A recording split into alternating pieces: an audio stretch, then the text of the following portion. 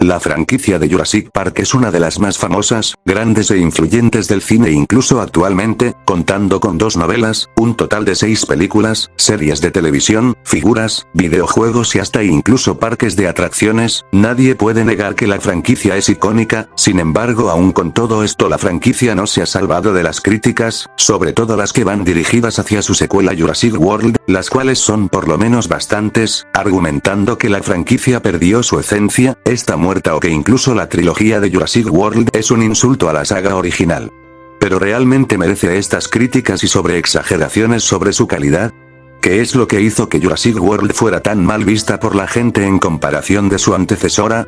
Y eso es lo que quería analizar el día de hoy, qué fue lo que salió mal con la trilogía de Jurassic World y el por qué es vista en su mayoría con malos ojos por la gente, sobre todo porque su próxima película Jurassic World Rebirth está a muy poco tiempo de su estreno en cines, por lo que nunca cae mal hacer una reflexión sobre la franquicia. En este video hablaré principalmente solo de las trilogías, comparándolas y mostrando el por qué la trilogía original de Jurassic Park es mejor vista que su trilogía secuela Jurassic World. Los apartados de los que hablaré serán, primero el mensaje de estas, segundo los personajes de ambas, en tercero las incoherencias de ambas trilogías y por último daré una conclusión sobre ambas trilogías, por lo que sin nada más que decir empecemos.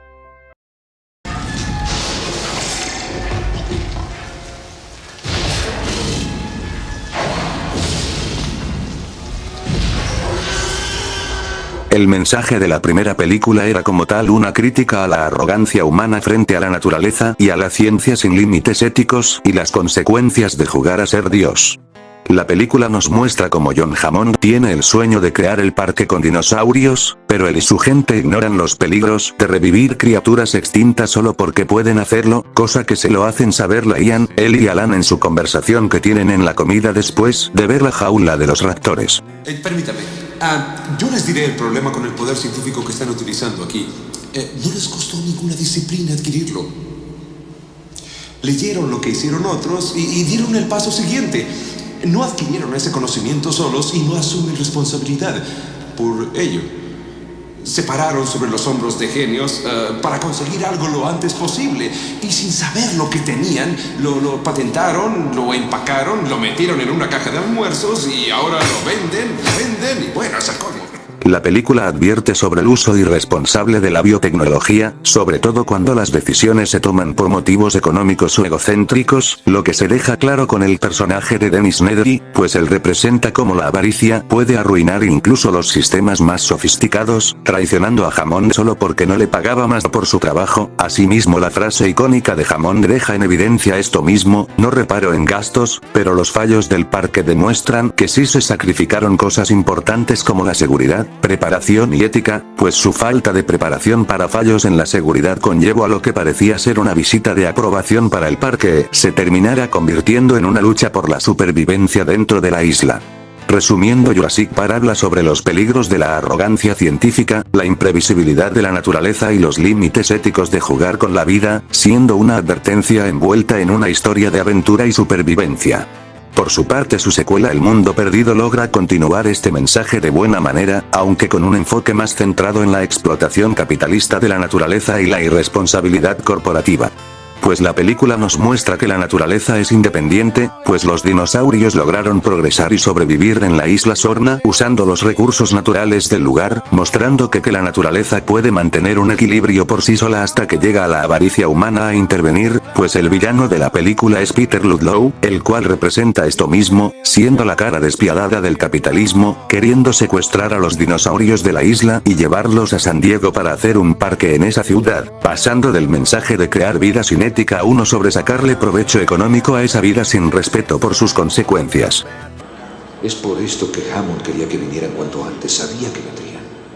Y vaya que están bien organizados. ¿Entonces pondrán otro parque aquí, después de lo que dijiste que pasó en la otra isla?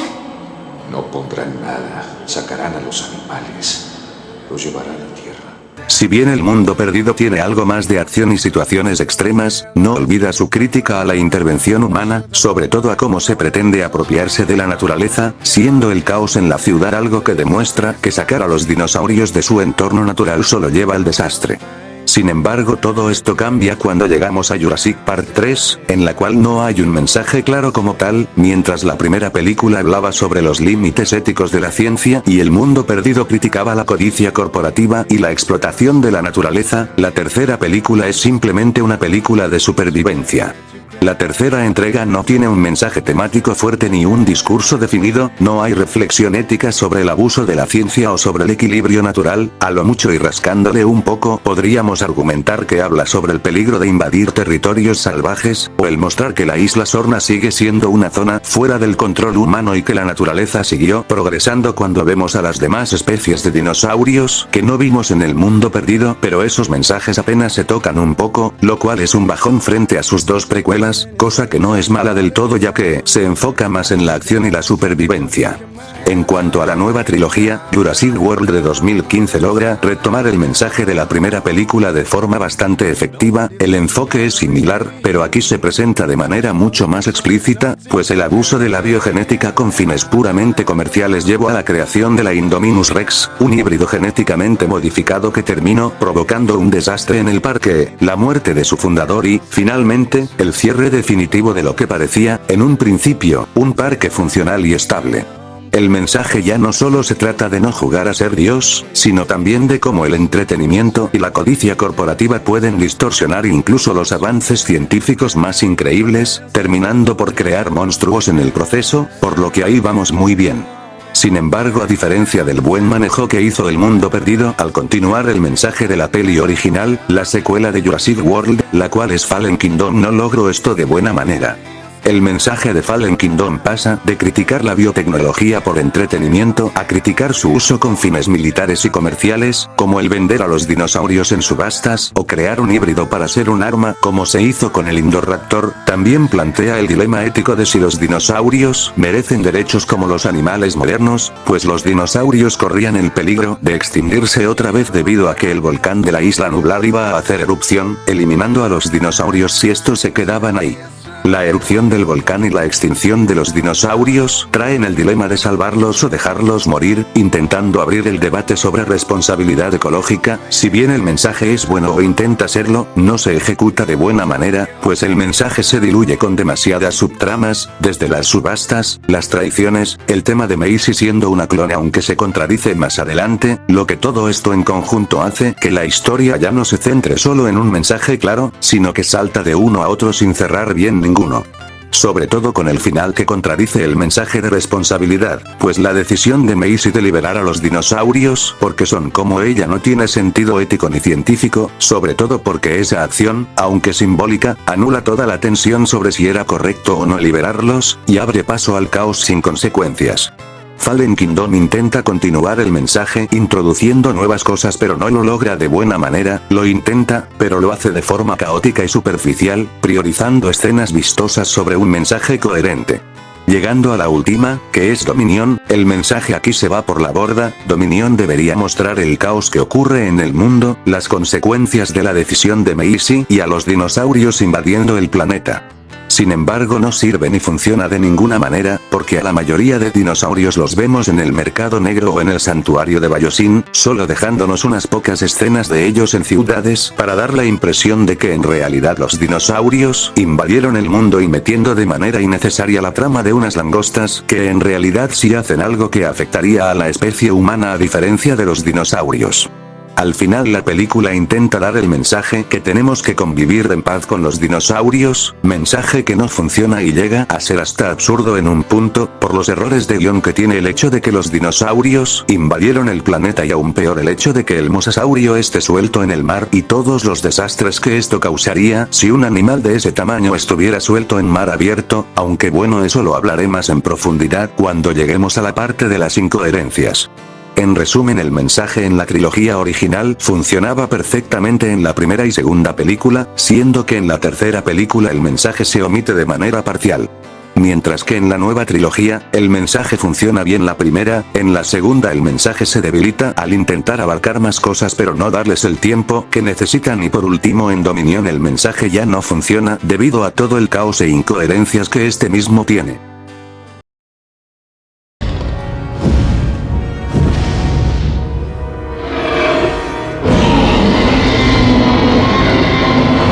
Hablando de los protagonistas, en la trilogía original teníamos a personajes como Grant, Ellie y Malcolm, con motivaciones claras y conflictos personales que evolucionaban. Grant, por ejemplo, comenzaba siendo reacio a los niños y terminaba protegiendo a Tim y Lex. Ellie era fuerte, ética y comprometida con la ciencia, mientras que Malcolm representaba el caos, siempre cuestionando las decisiones morales del parque. Estos personajes no eran ultra complejos ni tenían subtramas rebuscadas, pero su simpleza estaba bien construida. Grant no necesitó un trauma forzado para evolucionar, su desarrollo fue natural. Alguien que no soportaba a los niños termina arriesgando su vida por ellos, generando empatía con el espectador. Ellie aportaba equilibrio ético y emocional y Malcolm, quizás el más complejo, brilló en la primera entrega como figura clave del mensaje, pero fue en El Mundo Perdido donde mostró una faceta más humana, su carrera destruida por Ludlow, una relación tensa con Sarah, y una hija que lo consideraba un padre ausente.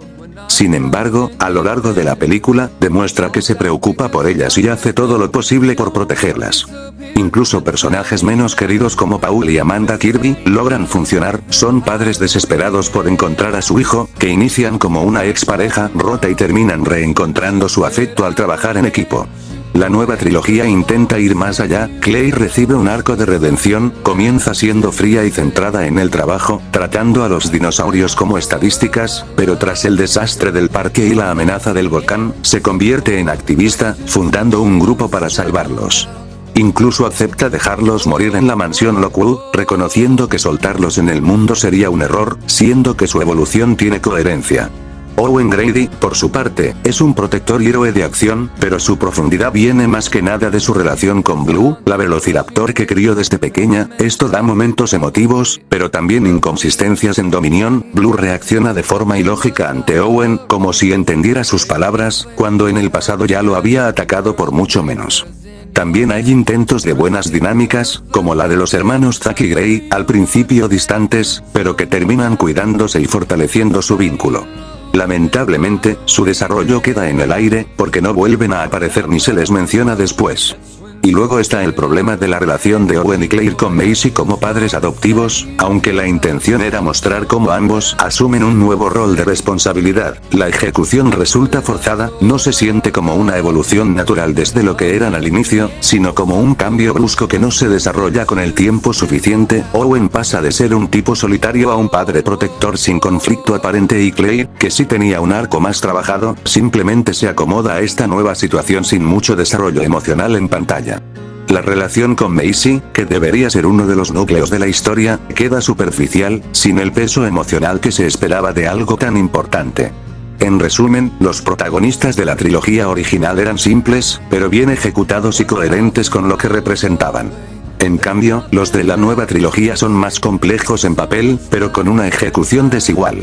Claro, no es como que la trilogía original fuera perfecta, ya que se desaprovecharon cosas como la oportunidad de explorar el trauma de Grant con los raptores en la tercera película, lo cual pudo haber dado más profundidad a su personaje. Pero es que en Jurassic World, los personajes a veces funcionan y otras veces no, y eso los hace menos buenos a pesar de ser más complejos.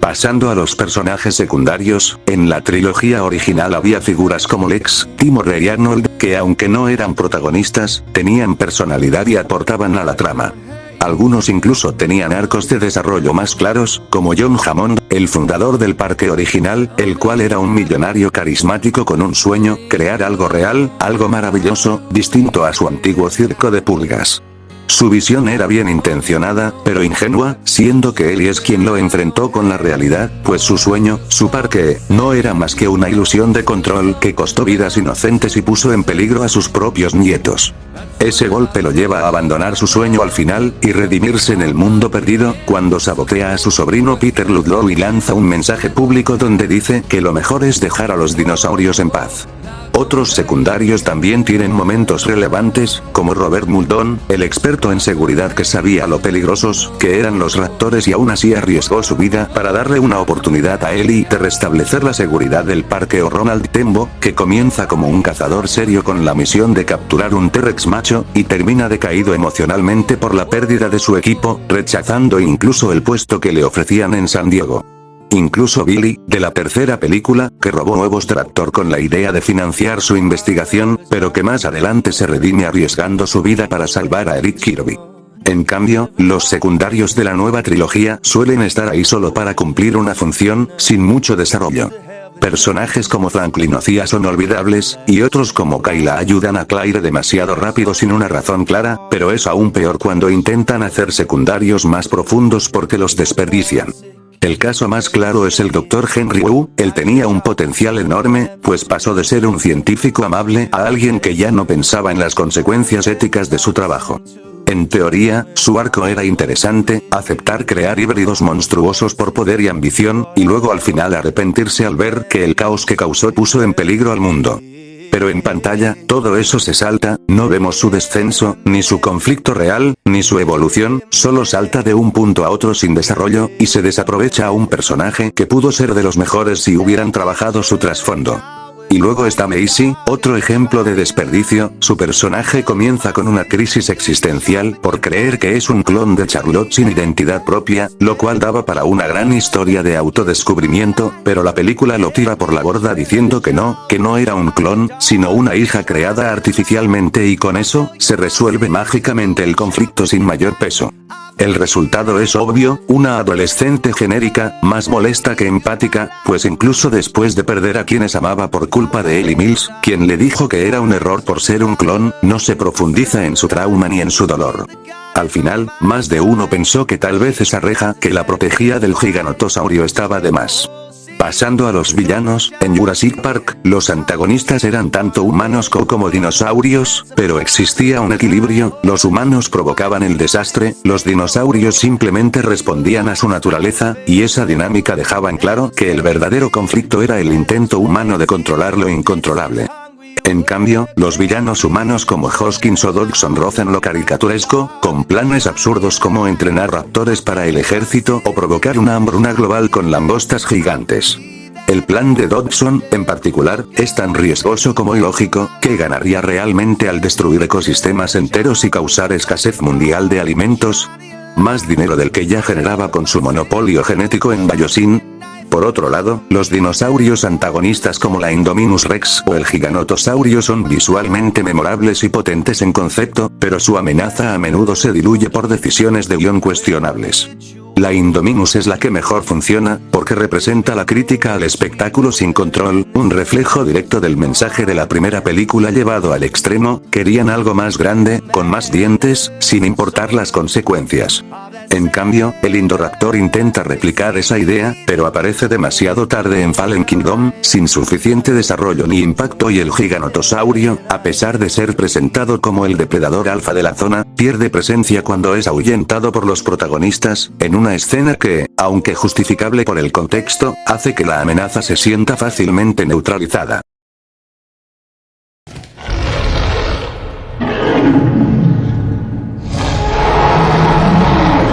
Llegando a la parte de las incoherencias y escenas absurdas, este es uno de los puntos más criticados de la nueva trilogía, y con justa razón. Las incoherencias o los errores en la trilogía original eran pequeños, cosas mínimas, como lo del recinto del Rex, que empujaran al raptor para que entrara a la cocina, siendo la tercera entrega la que más tenía, como el espinosaurio destruyendo una cerca de metal pero no logrando derribar una pequeña puerta de madera. Las incoherencias en la nueva trilogía existen por montones. Empezando con todo el tema del mosasaurio, primero su tamaño inconsistente, algunas fuentes lo ponían en múltiples tamaños distintos, primero que media solo 16 metros, pero luego otra fuente decía que media 21 metros, luego en Fallen Kingdom que media 25 metros, y luego hay fans que estiman el tamaño del mosasaurio hasta uno de 80 metros gracias a estimaciones visuales. Lo cual de por sí es un error por su tamaño altamente inconsistente. Luego el tema de la laguna, no criticaré el hecho de que hayan hecho aparecer una en la isla aunque no había antes, ya que Masrani podría haberla creado. Sin embargo, lo que sí no tiene justificación es el hecho de que en Fallen Kingdom la laguna se haya desplazado de sitio, dejando de estar en medio de la isla a estar en el borde y conectada con el mar. Esto directamente está fuera de justificación, ya que no hay manera realista de que esto pudiera pasar. Y ya ni hablar del hecho de que en Dominion se quiere dar el mensaje de que se deben convivir en paz con ellos, a pesar de que en el mar está suelto un depredador de un tamaño gigantesco, que es más grande que los depredadores marinos más grandes del mundo real, y uno que ataca rutas de pesca y es capaz de volcar embarcaciones enteras. Un depredador de ese tamaño suelto en mar abierto causaría una desestabilización de la cadena alimenticia, desplazando a las demás especies depredadoras y poniendo en peligro de extinción a otras que ya lo estaban por sobrecaza. Literalmente habrían bloqueos marítimos para evitar que la gente se acerque al territorio del mosasaurio, el cual de por sí sería bastante grande. Hay casos en los que, por dar un ejemplo, tiburones blancos recorren casi 21.000 kilómetros en busca de alimento. Ahora imaginen a un depredador mucho más grande que un tiburón blanco, que directamente los usa como almuerzo. El resultado sería que el mundo empezaría a ver cómo rutas de pesca o incluso turísticas son atacadas por el mosasaurio, porque este es capaz de llegar a las playas en busca de comida. En resumen, que no se puede convivir con un animal así. En la vida real bloquearían rutas marítimas para evitar que la gente se acerque al territorio del mosasaurio, y habría grupos de personas o incluso organizaciones intentando cazarlo para intentar devolverle al mar la estabilidad que se perdió cuando el mosasaurio escapó de la isla nublar. En definitiva, el mosasaurio no es un depredador con el que se pueda convivir. Su sola existencia en libertad hace imposible cualquier idea de equilibrio natural, y convierte al océano en un territorio de caza y caos que la película decide ignorar. Luego tenemos incoherencias menores o igual de graves, como el hecho de que Claire corriendo en tacones logre escapar de Rexy, la cual antes había alcanzado con facilidad un jeep en plena carrera, que Owen logra sobrevivir a cosas como ser cubierto en una nube de ceniza volcánica, cosa que debió haberlo matado debido a la temperatura que estas tienen, o que una onda de sonido que aturdió a Rexy no le haga nada. El comportamiento raro de los dinosaurios, los cuales se hallan aunque no son de la misma especie, como Rexy haciendo equipo con Blue, o esta última con el Terrisinosaurio, cosa que no debería de haber pasado, o como mínimo de ocurrir el Rex hubiera atacado al Terrisino en un intento de marcar territorio, que el Carnotauro se pusiera a pelear con otro dino a pesar de que todos huyan lejos del volcán. El hecho de que de algún modo hubieran logrado salvar y sacar a Rexy y al Baryonyx de la isla a pesar de que ya no había tiempo y el otro estaba directamente encerrado en un lugar del que caía lava. Que Masrani quisiera cumplir el último deseo de Hammond haciendo otro parque a pesar de que su última voluntad es que dejaran a los dinos en paz en la isla Sorna solo para que llegue Benjamin y diga que siempre sí que sí dejemos en paz a los dinos, además de que nunca se le introdujo a Benjamin antes y aparece solo de la nada a justificar la historia solo para que toda su trama se vaya al diablo, porque en Dominion Maisie nunca fue un clon, sino que fue una hija creada de manera artificial, a pesar de que esto contradice todo el rollo de que según Benjamin se separó de Hammond porque este último no estaba a favor de la clonación humana. Todo Dominion es una incoherencia, no solo por lo del mosasaurio, sino porque no tiene sentido en primer lugar que los dinos invadieran todo el planeta. Todos los que salieron del sótano de la mansión quedarían atrapados en el país en el que se encuentran, sobre todo porque no eran muchos, y si bien sí se subastaron muchos, no tiene ningún sentido que haya dinos en todas partes del mundo. Y aún peor, ni siquiera se aprovecha, ya que la mayoría de dinos ya están en el santuario de Bayosino en el mercado negro. No vemos muchos en la naturaleza y todo su conflicto queda en segundo plano por la trama de las langostas que no interesan a nadie. Nosotros queríamos ver dinosaurios y claro, nos dieron langostas mutadas con dinos de fondo. Y lo peor es que todo esto no se siente como errores aislados, sino como síntomas de una trilogía que no supo qué quería ser, una aventura de acción, una reflexión ecológica, o una película de ciencia ficción. Lo que quedó fue un revoltijo de ideas sin coherencia ni dirección. Cuando una saga que empezó con rigor científico termina con langostas mutantes ignorando a un depredador de 30 toneladas en el mar, es claro que algo se perdió en el camino.